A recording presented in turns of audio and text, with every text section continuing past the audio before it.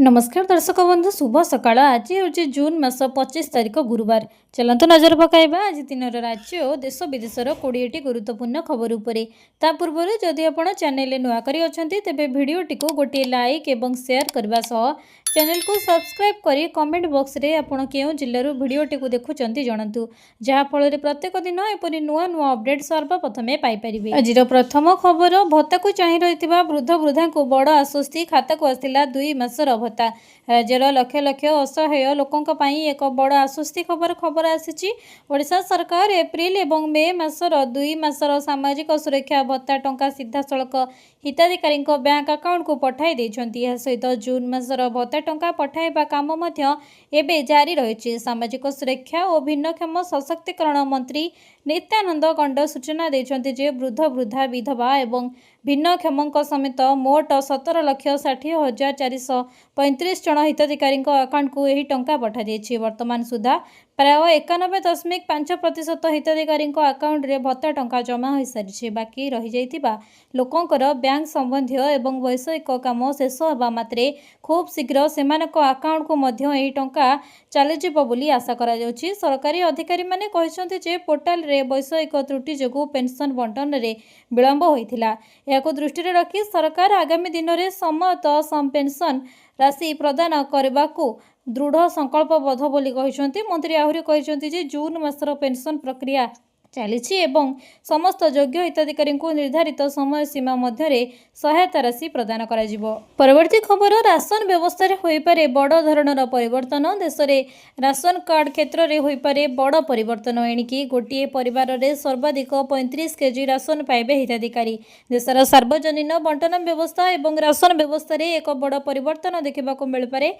केंद्र सरकार जातीय खाद्य सुरक्षा बिल 2026 रो चिठा जारी करिसंती। एथिरे अंत्योदय अन्न योजना अधीन राशन बंटन प्रणाली रे परिवर्तन करने को प्रस्ताव दिया जायछि। सरकार को कहवा अनुसार एणिकी पदक्षेपर उद्देश्य होछि खाद्य और पोषण सुरक्षा को सुदृढ़ करबा एवं बंटन व्यवस्था को अधिक न्याय संगत करबा। चिठा प्रस्ताव अनुसार ए पर्यंत अंत्योदय अन्न योजना अधीन प्रत्येक योग्य परिवार को प्रति मासरे 35 किलोग्राम शस्य दि जाउछि। एबे एहाको बदलाई मासको प्रति व्यक्ति पिछा 7 किलोग्राम शस्य देबा प्रस्ताव करा जायछि। तबे सरकार स्पष्ट करिसंति जे गोटे परिवार रे मिलुथिबा शस्यर सर्वाधिक सीमा प्रति मासरे 35 किलोग्राम ही रहिबो। अर्थात परिवारर सदस्य संख्या अनुसार शस्य बंटन कराजिबो, किंतु मोट परिमाण निर्धारित सीमारू अधिक हेबो नाही। परवर्ती खबर, आपणको खाता को आसिनी कि पीएम किसान 23तम किस्ती केउंटी रहिला भूल एबे ही करंतु अभियोग। प्रधानमंत्री नरेंद्र मोदी पश्चिम बंगर तारकेश्वर ठारे आयोजित एक स्वतंत्र कार्यक्रम रे प्रधानमंत्री किसान सम्मान निधि योजनार 23तम किस्ती टंका पठाइथिले। एही किस्ती अधीन रे देश रे 9.44 लाख कोटी रु अधिक चाषी परिवार खाता को डायरेक्ट बेनिफिट ट्रांसफर डीबीटी माध्यम 18,880 कोटी रु अधिक टंका पठा जाइछि। एभली परिस्थिति रे जदि आपणक अकाउंट को एही किस्तीर 2000 टंका आसी नाही तेबे एही खबर खास आपण मानक पई जानिबा निहाती जरूरी। टंका न आसिले कोन करिवे जानंतु संपूर्ण प्रक्रिया। प्रथमे जानंतु पीएम किसान योजनार लाभ पाइबा पई किछि शर्त पूर्ण करबा बाध्यतामूलक, नहले आपणक टंका अटकी जाय पारे।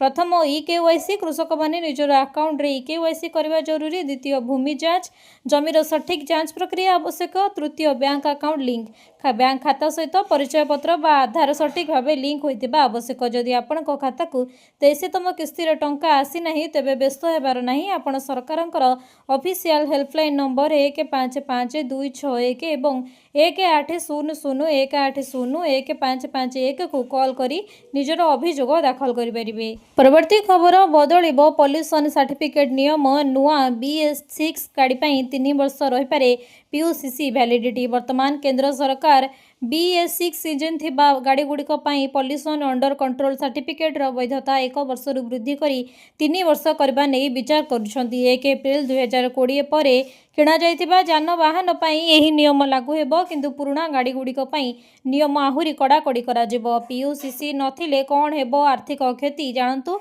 मात्र किछि टंकार एही सर्टिफिकेट नथिले बाह्यर अवधि सरी जाइतिले आपनको बड़ समस्यार सम्मुखीन हेबाको पड़िपारे। एही सर्टिफिकेट नथिले प्रथम थर पई 1,000 5,000 ରୁ 10,000 ଟଙ୍କା ପର୍ଯ୍ୟନ୍ତ ଚାଲାଣ କଟିପାରେ। ସେହିପରି ବାରମ୍ବାର ଭୁଲ କଲେ ପ୍ରତିଥର ଅତିରିକ୍ତ 2,000 ଟଙ୍କା ଫାଇନ୍ ଦେବାକୁ ପଡ଼ିବା ସହିତ ଆପଣଙ୍କର ଡ୍ରାଇଭିଂ ଲାଇସେନ୍ସକୁ 3 ମାସ ପର୍ଯ୍ୟନ୍ତ ବାତିଲ ମଧ୍ୟ କରାଯାଇପାରେ। ନୂଆ ପ୍ରସ୍ତାବିତ ନିୟମ ଅନୁଯାୟୀ ବ୍ୟବସ୍ଥା ଅନୁଯାୟୀ ଗାଡ଼ିର ପ୍ରଦୂଷଣ ମାନକ ଏବଂ ବୟସ ଅନୁଯାୟୀ PUCCର ବୈଧତା ସ୍ଥିର କରାଯିବ। ପୁରୁଣା ଗାଡ଼ିଗୁଡ଼ିକୁ ଏବେ ଅଧିକ ଥର ପଲ୍ୟୁସନ ଚେକ୍ କରିବାକୁ ପଡ଼ିବ। ଗାଡ଼ିର ପ୍ରକାର BS ମଡେଲ ଗାଡ଼ିର ବୟସ ପ୍ରସ୍ତାବିତ PUCC ବୈଧତା BSVI 0 ରୁ 6 ବର୍ଷ ଯାଏ 3 ବର୍ଷ ରହିବ। ପରବର୍ତ୍ତୀ ଖବର, ସୁଭଦ୍ରାର ପଞ୍ଚମ କିସ୍ତି ଟଙ୍କା କେବେ ଆସିବ? ନୋଟ୍ କରନ୍ତୁ ତାରିଖ। ଏମାନେ ପାଇବେ 5,000। ରାଜ୍ୟ ସରକାରଙ୍କ ଫ୍ଲାଗସିପ୍ ସ୍କିମ୍ ସୁଭଦ୍ରା ଯୋଜନାରେ ଚତୁର୍ଥ କିସ୍ତି ଟଙ୍କା ଖାତାକୁ ଆସିସାରିଛି। 4ଟି କିସ୍ତିରେ ମୋଟ 20,000 ଟଙ୍କା ପାଇସାରିଛନ୍ତି 1 କୋଟିରୁ ଅଧିକ ହିତାଧିକାରୀ। ସେହିଭଳି ଚତୁର୍ଥ କିସ୍ତି ପାଇନଥିବା 1 ଲକ୍ଷରୁ ଅଧିକ ମହିଳାଙ୍କ ଖାତାକୁ ଭେରିଫିକେସନ ପରେ ଗତ ମେ 4 ତାରିଖରେ ଆସିଛି ସୁଭଦ୍ରା ଟଙ୍କା। ଏବେ ପଞ୍ଚମ କିସ୍ତିକୁ ଅପେକ୍ଷା କରିଛନ୍ତି ମହିଳା। ସମସ୍ତ ଯୋଗ୍ୟ ହିତାଧିକାରୀଙ୍କ ନିକଟରେ ଯେପରି ଭାବେ ସୁଭଦ୍ରା ପହଞ୍ଚିବ ସେ ନେଇ ଯୋଜନାକୁ କ୍ରିୟାନ୍ୱୟନ କରିବାକୁ ଲଗାତାର ଭାବେ ପ୍ରୟାସ କରୁଛନ୍ତି ରାଜ୍ୟ ସରକାର।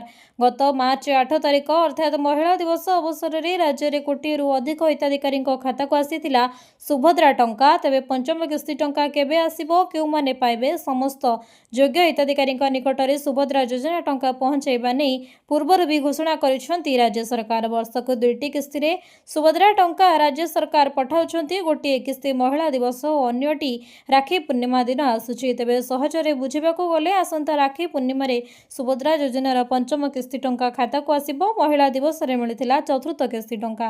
ପରବର୍ତ୍ତୀ ଖବର, ନବୀନଙ୍କର ଡ୍ରିମ୍ ପ୍ରୋଜେକ୍ଟରେ ଭିଜିଲାନ୍ସର ହସ୍ତକ୍ଷେପ। ନବୀନ ପଟ୍ଟନାୟକଙ୍କର ଏକ ଡ୍ରିମ୍ ପ୍ରୋଜେକ୍ଟରେ ବୁଧବାର ଦିନ ଭିଜିଲାନ୍ସ ବିଭାଗ ହସ୍ତକ୍ଷେପ କରିଛି। ପୂର୍ବତନ ସରକାର ସମୟରେ ବିକଶିତ ଗ୍ରାମ ବିକଶିତ ଓଡ଼ିଶାରେ ବ୍ୟାପକ ଦୁର୍ନୀତି ହୋଇଥିବା ନେଇ ଭିଜିଲାନ୍ସ ବିଭାଗକୁ ସୂଚନା ମିଳିଛି।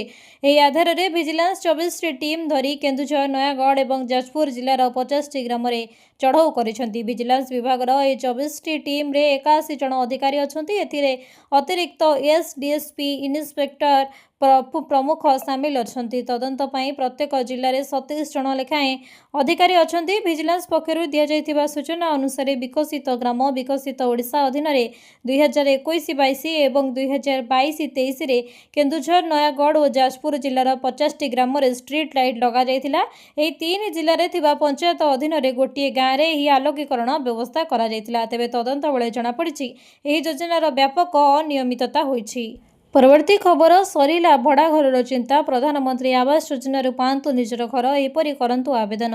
ନିଜର ଘର ତିଆରି କରିବା ସମସ୍ତଙ୍କର ସ୍ୱପ୍ନ। କିନ୍ତୁ ଯଦି ଏ ପର୍ଯ୍ୟନ୍ତ ଆପଣଙ୍କର ଏହି ସ୍ୱପ୍ନ ପୂରଣ ହୋଇନାହିଁ ତେବେ ଆଉ ନିରାଶ ହେବାର ଆବଶ୍ୟକତା ନାହିଁ। କାରଣ କେନ୍ଦ୍ର ସରକାର ପ୍ରଧାନମନ୍ତ୍ରୀ ଆବାସ ଯୋଜନା ସହରାଞ୍ଚଳ 2.0 ଅଧୀନରେ 1 କୋଟି ନୂତନ ସହରାଞ୍ଚଳ ପରିବାରକୁ ପକ୍କା ଘର ଯୋଗାଇ ଦେବା ପାଇଁ ପ୍ରସ୍ତୁତି ଚଳାଉଛନ୍ତି। ଯଦି ଏହି ଯୋଜନାର ମୁଖ୍ୟ ଉଦ୍ଦେଶ୍ୟ ବିଷୟରେ କହିବା ତେବେ ଆର୍ଥିକ ଦୃଷ୍ଟିରୁ ଦୁର୍ବଳ ଏବଂ ମଧ୍ୟବିତ୍ତ ପରିବାରଙ୍କୁ ନିଜର ଘର ତିଆରି କରିବାରେ ସାହାଯ୍ୟ ହେବା ହେଉଛି ଏହାର ମୂଳ ଲକ୍ଷ୍ୟ। ଆବାସ ଘର ସହରାଞ୍ଚଳ ବ୍ୟାପାର ମନ୍ତ୍ରଣାଳୟ ଦ୍ୱାରା ପରିଚାଳିତ ଏହି ଯୋଜନା ଅଧୀନରେ ସାରା ଦେଶରେ ରହୁଥିବା ଯୋଗ୍ୟ ପରିବାରଙ୍କୁ ପକ୍କା ଘର ତିଆରି କରିବାରେ ସାହାଯ୍ୟ କରାଯିବ। ସରକାର ଆଗାମୀ ପର୍ଯ୍ୟାୟରେ 1 କୋଟି ନୂତନ ଘର ନିର୍ମାଣ କରିବାର ଲକ୍ଷ୍ୟ ରଖିଛନ୍ତି। ପ୍ରଧାନମନ୍ତ୍ରୀ ଆବାସ ଯୋଜନା ସହରାଞ୍ଚଳ 2.0 ସମ୍ପର୍କିତ ସୂଚନା ଏହି ଯୋଜନାର official social media platform X ଟ୍ୱିଟରରେ ସେୟାର କରାଯାଇଛି। ଏହି ଯୋଜନାର ଲାଭ ପାଇଁ ସେହି ସହରାଞ୍ଚଳ ପରିବାର ଉଠାଇ ପାରିବେ ଯାହାଙ୍କ ପାଖରେ ଏ ପର୍ଯ୍ୟନ୍ତ ନିଜର ପକ୍କା ଘର ନାହିଁ, ଯେଉଁମାନେ ସରକାରଙ୍କ ଦ୍ୱାରା ନିର୍ଦ୍ଧାରିତ ଯୋଗ୍ୟତା ସର୍ତ୍ତାବଳୀ ପୂରଣ କରନ୍ତି। ପରବର୍ତ୍ତୀ ଖବର, ଏଇଠି ବଦଳିଲା ଜମି ରେଜିଷ୍ଟ୍ରି ନିୟମ। ଏଣିକି ମ୍ୟୁଟେସନ ପାଇଁ ଯିବାକୁ ପଡ଼ିବନି ଅଫିସ। ଯଦି ଆପଣ ଜମି, ପ୍ଲଟ କିମ୍ବା ଘର କିଣିବା କିମ୍ବା ବିକିବାକୁ ଯୋଜନା କରୁଛନ୍ତି ତେବେ ଏହି ଖବରଟି ଗୁରୁତ୍ୱପୂର୍ଣ୍ଣ। ରେଜିଷ୍ଟ୍ରି ଅଫିସରେ ଠକେଇ, ଜମି ମାଫିଆଙ୍କ କାର୍ଯ୍ୟକଳାପ ଓ ଟିକସ ଫାଙ୍କ ରୋକିବା ପାଇଁ ଉତ୍ତରପ୍ରଦେଶ ସରକାର ସମଗ୍ର ରେଜିଷ୍ଟ୍ରି ପ୍ରକ୍ରିୟାକୁ ପରିବର୍ତ୍ତନ କରିଛନ୍ତି। ରାଜ୍ୟର ଜମି ସମ୍ପତ୍ତି ମାଲିକମାନଙ୍କ ପାଇଁ ଏକ ବଡ଼ ଓ ଗୁରୁତ୍ୱପୂର୍ଣ୍ଣ ପରିବର୍ତ୍ତନ ହେବାକୁ ଯାଉଛି। ରାଜ୍ୟର ସହରଗୁଡ଼ିକରେ ପ୍ରତ୍ୟେକ ଘର, ଦୋକାନ ଏବଂ କାର୍ଯ୍ୟାଳୟକୁ ଏବେ ଏକ ଅନନ୍ୟ ଷୋଳଙ୍କ ବିଶିଷ୍ଟ ସମ୍ପତ୍ତି ପରିଚୟପତ୍ର ଦ୍ୱାରା ଚିହ୍ନଟ କରାଯିବ।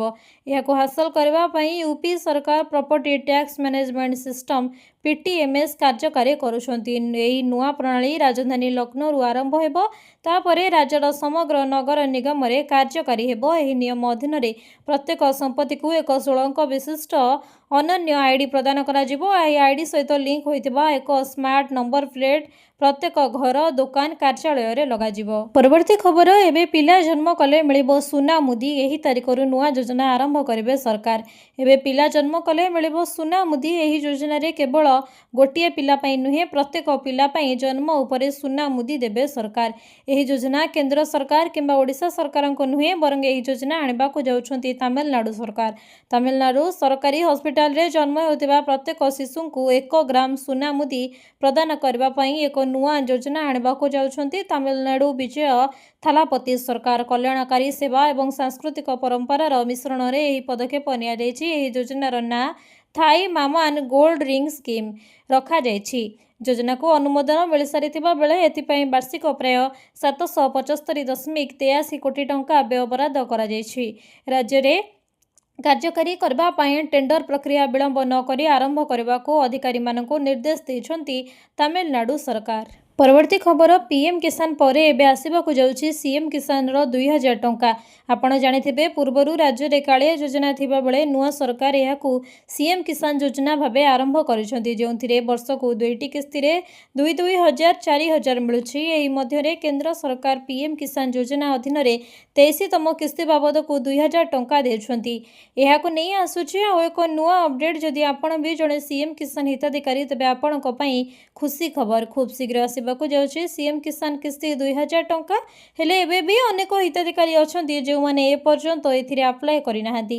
ନୂତନ ଆବେଦନଙ୍କ ପାଇଁ ଖୁବ୍ ଶୀଘ୍ର ପୋର୍ଟାଲ ଓପନ୍ ହେବାକୁ ଯାଉଛି। ତେବେ ଆପଣ ଚାହିଁଲେ ଜନସେବା କେନ୍ଦ୍ର କିମ୍ବା ମୋ ସେବା କେନ୍ଦ୍ରକୁ ଯାଇ ଆବେଦନ କରିପାରିବେ। ଆପଣ ସରକାରଙ୍କ ଦ୍ୱାରା ମାନଦଣ୍ଡ ପୂରଣ କରି ଯୋଗ୍ୟ ହେଲେ ଆପଣଙ୍କର ଫର୍ମ ଆପ୍ରୁଭାଲ ହୋଇଯିବ। ଏବଂ ସବୁଠାରୁ ବଡ଼ କଥା ହେଉଛି, ଯେଉଁମାନଙ୍କର ନାମ ଲିଷ୍ଟରେ ଅଛି, ଅନେକ ହିତାଧିକାରୀ ଅଛନ୍ତି ଯେଉଁମାନେ ଏପର୍ଯ୍ୟନ୍ତ EKYC ସମ୍ପୂର୍ଣ୍ଣ କରିନାହାନ୍ତି, ଯାହାଦ୍ୱାରା ସରକାର ଟଙ୍କା ପଠାଇଲେ ବି ସେମାନଙ୍କ ଖାତାରେ ଜମା ହୋଇନଥାଏ। ତେବେ ଖୁବ୍ ଶୀଘ୍ର ଏହିସବୁ କାମ ସାରିଦିଅନ୍ତୁ, କାରଣ ଆସିବାକୁ ଯାଉଛି CM କିଷାନ ଯୋଜନାର 2,000 ଟଙ୍କା। ପରବର୍ତ୍ତୀ ଖବର, କାହାକୁ ମାଗଣା LPG ସଂଯୋଗ ମିଳିବ, କିପରି କରିବେ ଆବେଦନ? ପ୍ରତ୍ୟେକ ପରିବାର ପାଇଁ ରୋଷେଇ ଗ୍ୟାସ୍ ଏକ ଅତ୍ୟନ୍ତ ଗୁରୁତ୍ୱପୂର୍ଣ୍ଣ ଜିନିଷ, କିନ୍ତୁ ସିଲିଣ୍ଡରର ମୂଲ୍ୟ ଅଧିକ ଥିବାରୁ ମଧ୍ୟବିତ୍ତ ପରିବାର ପାଇଁ LPG ସିଲିଣ୍ଡର କିଣିବା କଷ୍ଟକର ହୋଇଛି। ଗରିବ ଓ ଗ୍ରାମୀଣ ମହିଳାମାନଙ୍କୁ ସୁଲଭ ଦରରେ ଗ୍ୟାସ୍ ଯୋଗାଇବାକୁ କେନ୍ଦ୍ର ସରକାର ପ୍ରଧାନମନ୍ତ୍ରୀ ଉଜ୍ଜ୍ୱଳା ଯୋଜନା ଆରମ୍ଭ କରିଥିଲେ। ତେବେ କ'ଣ ସୁବିଧା ଅଛି? ଏହି ଯୋଜନାରେ ମହିଳାମାନଙ୍କୁ ଅନେକ ସୁବିଧା ପ୍ରଦାନ କରାଯାଏ। ଏହି ଯୋଜନାରେ ଗରିବ ଓ ଗ୍ରାମାଞ୍ଚଳକୁ ମାଗଣା LPG ସଂଯୋଗ ଯୋଗାଇ ଦିଆଯାଏ। ପ୍ରଧାନମନ୍ତ୍ରୀ ଉଜ୍ଜ୍ୱଳା ଯୋଜନା ଅଧୀନରେ ଯୋଗ୍ୟ ମହିଳାମାନଙ୍କୁ ମାଗଣା LPG ସଂଯୋଗ ମିଳିଥାଏ ଓ ପ୍ରଥମ ଗ୍ୟାସ୍ ସିଲିଣ୍ଡର ରେଗୁଲେଟର କିଣିବା ପାଇଁ ଆର୍ଥିକ ସହାୟତା ମଧ୍ୟ ଯୋଗାଇ ଦିଆଯାଏ। ଏହା ବ୍ୟତୀତ କେନ୍ଦ୍ର ସରକାର ଉଜ୍ଜ୍ୱଳା ଗ୍ରାହକମାନଙ୍କୁ ପ୍ରତି ସିଲିଣ୍ଡର ପାଇଁ 300 ଟଙ୍କା ସବସିଡି ପ୍ରଦାନ କରୁଛନ୍ତି। ପୂର୍ବରୁ ଉଜ୍ଜ୍ୱଳା ଯୋଜନା ଅଧୀନରେ ସରକାର 9ଟି ଗ୍ୟାସ୍ ଉପରେ ସବସିଡି ପ୍ରଦାନ କରୁଥିଲେ, କିନ୍ତୁ ସମ୍ପ୍ରତି ଏହାକୁ 4ଟି ଗ୍ୟାସ୍ ସିଲିଣ୍ଡରକୁ ହ୍ରାସ କରାଯାଇଛି। ସବୁଠାରୁ ଗୁରୁତ୍ୱପୂର୍ଣ୍ଣ କଥା ହେଉଛି, ଏହି ସଂଯୋଗଗୁଡ଼ିକ ମହିଳାମାନଙ୍କ ନାମରେ ଯୋଗାଇ ଦିଆଯାଉଛି। ଏହି ଯୋଜନାର ହିତାଧିକାରୀଙ୍କର ବୟସ 18 ବର୍ଷରୁ ଅଧିକ ହେବା ଆବଶ୍ୟକ। ପରବର୍ତ୍ତୀ ଖବର, ବିଶ୍ୱ ପ୍ରସିଦ୍ଧ ରଥଯାତ୍ରା ବେଳେ ଟୋଲ୍ ଫି ଛାଡ଼। କୋଟି ଓଡ଼ିଆଙ୍କ ମୌଡ଼ମଣି ମହାପ୍ରଭୁ ଶ୍ରୀ ଜଗନ୍ନାଥଙ୍କର ବଡ଼ଦାଣ୍ଡକୁ ଆସିବେ। ସାଥିରେ ବଡ଼ଭାଇ ବଳଭଦ୍ର ଓ ଭଉଣୀ ସୁଭଦ୍ରାଙ୍କୁ ଆଣିବେ। ସେଥିପାଇଁ ବଡ଼ଦାଣ୍ଡରେ ସଜେଇ ହୋଇଛି 3 ରଥ। ଆଉ ରଥ ଉପରେ ମହାପ୍ରଭୁଙ୍କର ଟିକେ ଝଲକ ପାଇବା ପାଇଁ ଦେଶ ବିଦେଶରୁ ଧାଡ଼ି ହୋଇ ଆସିବେ କାହିଁ କେତେ କୋଟି ଶ୍ରଦ୍ଧାଳୁ।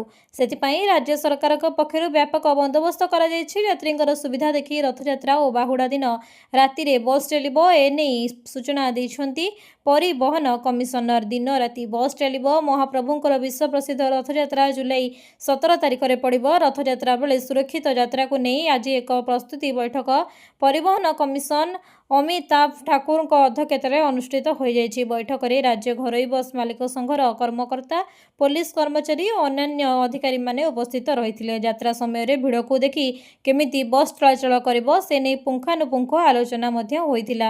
ବୈଠକରେ ନିଷ୍ପତ୍ତି ଅନୁସାରେ ଯାତ୍ରୀଙ୍କର ସୁବିଧାକୁ ଦେଖି ଗୁଣ୍ଡିଚା ଓ ବାହୁଡ଼ା ଦିନ ଟୋଲ୍ ଗେଟ୍ରେ ଫି ଆଦାୟ ହେବନି। ପିପିଲି ରୋଡ୍ ଗେଟ୍ରେ ବସ୍, କାର୍ କିମ୍ବା କୌଣସି ଗାଡ଼ିକୁ ଫି ଆଦାୟ କରାଯିବ ନାହିଁ। ପରବର୍ତ୍ତୀ ଖବର, ଓଡ଼ିଶାରେ 26 ଲକ୍ଷରୁ ଅଧିକ ଲକ୍ଷପତି ଦିଦି। ରାଜ୍ୟରେ 30ଟି ଜିଲ୍ଲାରୁ ପ୍ରାୟ 330 ଜଣ ଜିଲ୍ଲାସ୍ତରୀୟ ମହାସଂଘ ଉପମୁଖ୍ୟମନ୍ତ୍ରୀ।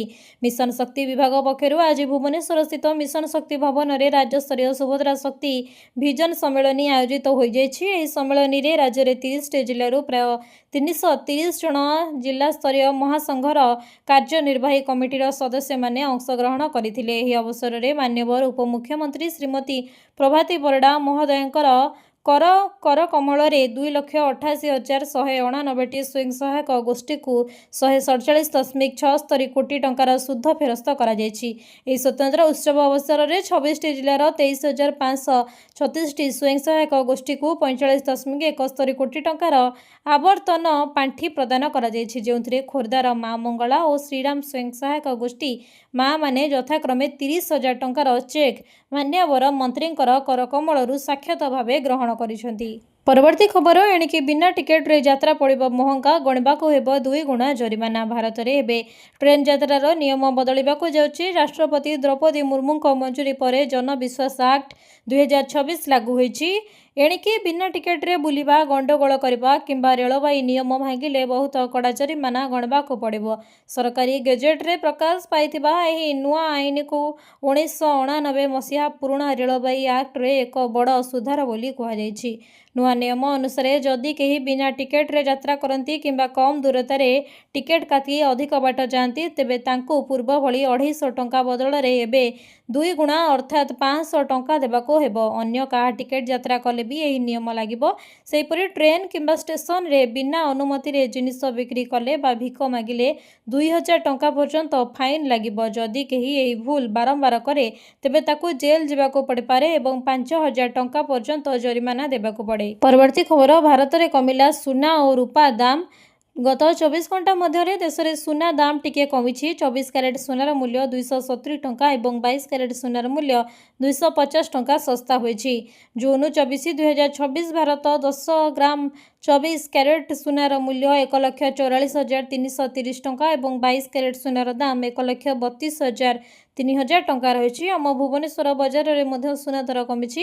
ଗତକାଲି ତୁଳନାରେ 24 କ୍ୟାରେଟ୍ ସୁନା 270 ଟଙ୍କା ଶସ୍ତା ହୋଇ 1,44,330 ଟଙ୍କା 10 ଗ୍ରାମରେ ବିକ୍ରି ହେଉଛି। ସେହିପରି 22 କ୍ୟାରେଟ୍ ସୁନାର ଦାମ ମଧ୍ୟ 1,32,300 ଟଙ୍କା ଏବଂ 18 କ୍ୟାରେଟ୍ ସୁନାର ଦାମ 200 ଟଙ୍କା କମି 1,08,250 ଟଙ୍କା ରହିଛି। ତେବେ ବିଭିନ୍ନ ସହରରେ ସୁନାର 10 ଗ୍ରାମ ପିଛା 24 କ୍ୟାରେଟ୍ ଦିଲ୍ଲୀ 1,44,480 ଟଙ୍କା ଥିବାବେଳେ 22 କ୍ୟାରେଟ୍ର ମୂଲ୍ୟ 1,32,450 ଟଙ୍କା ରହିଛି। ଅନ୍ୟପଟେ ଗତ 24 ଘଣ୍ଟା ମଧ୍ୟରେ ଭାରତରେ ରୂପା ଦାମ ସ୍ଥିର ରହିଛି।